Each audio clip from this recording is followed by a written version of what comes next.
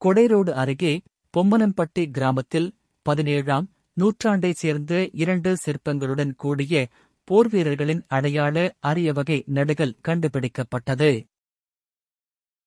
திண்டுக்கல் மாவட்டம் நிலக்கோட்டையை அடுத்த கொடைரோடு அருகே உள்ள பொம்மனப்பட்டி கிராம பகுதியில் விவசாயி பாலுசாமி என்பவரது நிலத்தில் மானாவாரி பயிர் செய்ய உழுதபோது நடுகல் ஒன்று தென்பட்டதாக கூறப்படுகிறது.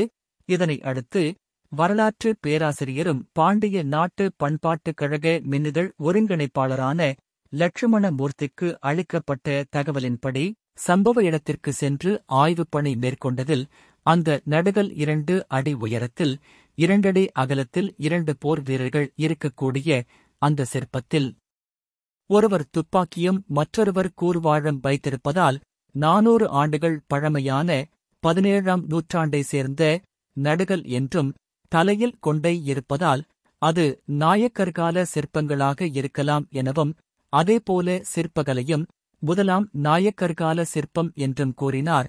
மேலும் இந்த சிற்பம் போர் வீரர்களின் அடையாளமாகவே இப்பகுதியில் வைக்கப்பட்டதாகவும் அது குலதெய்வ வழிபாட்டிற்காக வைக்கப்பட்டு வழிபட்டிருக்கலாம் எனவும் தெரிவித்தார்.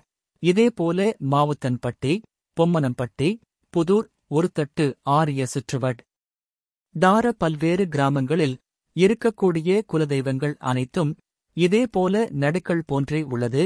மேலும் இப்பகுதியில் முதுமக்கள் தாழிகளும் அதிகம் கிடைப்பதால் அதற்கான ஆய்வுப் பணியும் தொடர்ந்து இப்பகுதியில் நடைபெற்று வருகிறது. இந்த ஆய்வின் போது பொம்மனம்பட்டி மற்றும் சுற்றுவட்டார கிராமங்களைச் சேர்ந்த பொதுமக்கள் ஆர்வத்துடன் மற்றும் ஆச்சரியமாக இந்த நடுவில் சிற்பத்தை பார்த்து சென்றனர்.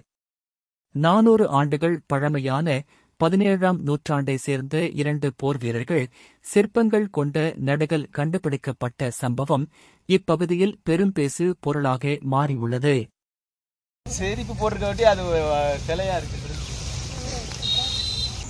இது ஒரு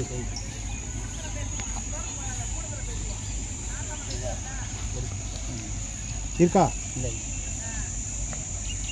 இப்படியே குப்பரகா இருந்தது. குப்பரகத்தான் போட்டுருக்கேன்.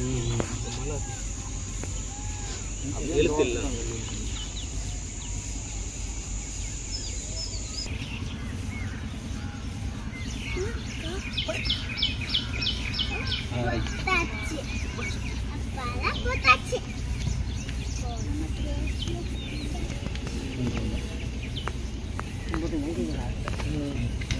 இல்லையா அது இவங்க தான்